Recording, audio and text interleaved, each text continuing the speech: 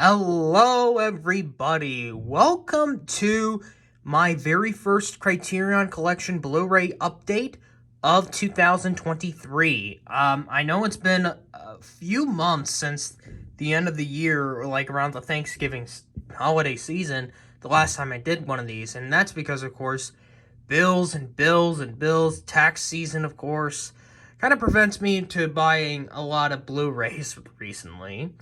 But I kind of had the time to officially purchase 3 releases for technically, I would say, not really a monthly update, but like an update, I would say. Now, it's only 3, but we got one from the 40s, one from the 60s, and one from the 80s, which, of course, it was probably one of the first releases of the year. Kind of like the last regular Blu-ray update, I'm not going to kind of do many major edits here, so I'm just going to go through them one by one here. So we're going to start this up with Spy Number 1020 from 1945 by John M. Stahl, Leave Her to Heaven. Now, I am still currently on the 60s, but how did I get a 40s movie already into my collection? And that was because I follow a channel that does a movie club stream. I won't say which one because I kind of am present the route, but it is basically an awesome discussion of some of the iconic movies, and there are actually a couple films in the Criterion Collection that the host of the channel had discussed, including The Player and Something Wild. Leave Her to Heaven, and also Kronos. Leave Her to Heaven was another film that is in the collection, but I never got to until we got to that movie club. And I was really amazed by it, especially since this is a 40s movie. I'm just telling you about this cast. I mean, you got Gene Tierney, Cornel Wilde, and Gene Coran. And, even Vincent Price. And yes, ladies and gentlemen, Vincent Price is in this movie, and I was kind of surprised about this. Now, he's not a big major role he has in the movie. I can't really describe it because I haven't seen it in a while, but man, it was just a massive experience. Now, this movie has been an Oscar-nominated movie. It was nominated for Sound, Actress for Gene Tierney, Art Direction in Color, and Cinematography in Color, because they did split the production design and cinematography categories. Now, according to, actually on the Wikipedia page, it said that this was released in the collection 2 years ago. Actually 3 years ago, since we're now in 2023. So, yeah, so I didn't got it when my first year doing Criterion Blu-rays, but definitely a good one. Nothing really special, just like the booklet, of course. Kind of like an interesting relationship story, and how, I don't know how to describe much of the female lead here, but I just can't really describe it, but kind of I don't know how to, a mysterious one, I would say. The next one over here is Spy Number 515 from 1960 by Sidney Lumet, The Fugitive Kind, starring Marlon Brando, Anne McGaney, and Joanne Woodward. For those who don't know, Sidney Lumet is the man who made 12 Angry Men, which was one of my first Criterion Blu-rays that I've gotten. I have saw another film from his that is in the 60s. I forgot which one that is in the collection, but I just couldn't get into it.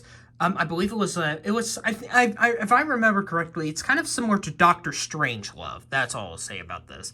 The Fugitive Kind is a little bit different. It's basically about this guitar player who is trying to earn a job, kind of earns a job for kind of a little convenience store with an older woman who is played by Joanne Woodward with a kind of a secret relationship. So, if I'm correct, so she was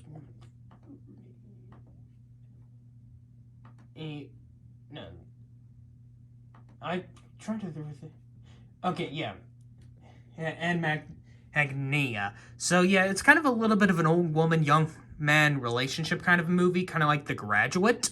Although it's not really a Franklin one, but it's kind of like not really somewhat of a love story, but there's somewhat it is. And obviously there's I can't remember, man, it's been a while, but I watched this movie through Tubi, and that's how I got into this movie. And this is I'm still kind of in the levels of the Oscar movies that, like, the 60s movies that could have been potential Oscar nominated movies, because, of course, this is made by Sidney Lumet. The movie itself wasn't really that highly acclaimed. It was also based on a three-act play called Orpheus Descending by Tennessee Williams, who actually did co-wrote the screenplay for this movie. So, yeah, and this was like, I believe this was after On the Waterfront and before The Godfather. So one of his more overlooked movies, because this movie wasn't really highly acclaimed, and not one of the best reviewed films from Sidney Lumet's filmography, but definitely a very overlooked one, I will say so for myself. It did got upgraded to Blu-ray in the collection also at the beginning of 2020, so another 2020 release for Blu-rays came in that same year. But the main one I'm here to talk about is the one in the center, which is, I believe, probably the first release of the year, and that is Spy Number 1166 from 1988, but technically 1989 for the US and the UK. It just went from it by its official premiere date in West Germany by Terry Gilliam, The Adventures of Baron Munchausen.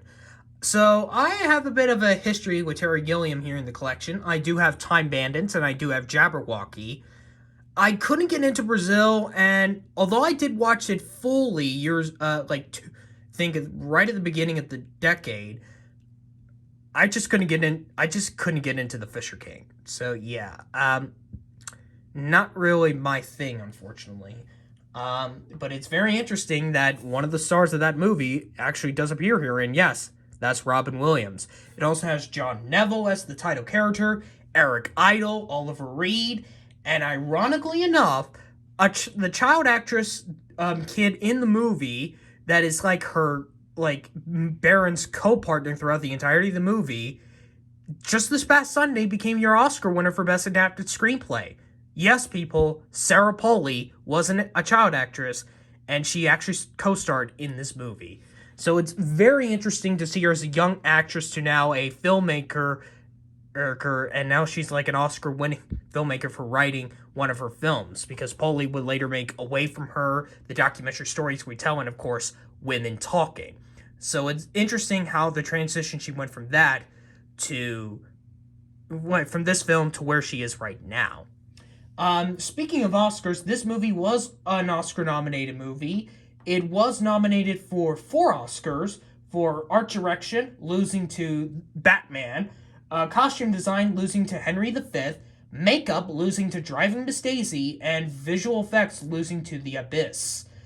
But it did win 3 BAFTAs for costume design, makeup, and production design, with losing the visual effects category to Back to the Future Part 2.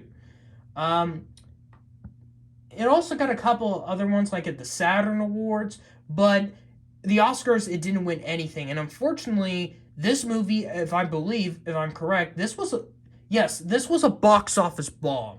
I mean, it only grossed $8 million worldwide on a $46 million budget. And it's really a shame, because this is a great adventurous movie. And when I first saw this, I was just, like, blown away. Like, kind of interesting how it begins as, like, a recreation of a play, and then it turns into this actual war battle, and just the way how it ends is just very interesting. And an awesome fantasy adventure movie I really do recommend. And that will basically do it. So thank you guys for watching this. I know that this video wasn't really enthused. I am going to try to get more Criterions throughout the year, hopefully. I know one of them I am planning to get right now is the Small Axe Blu-ray set from Steve McQueen. It would depend if I would get Triangle of Sadness, depending on how I view the movie when I do my Oscar movie marathon. And what other 60s movies I can get, and whatever is the new announcements, which I already have the June titles up in front of me, so I'll do a little bit more looking in that off camera. So thank you guys for watching, and Baron Munchausen!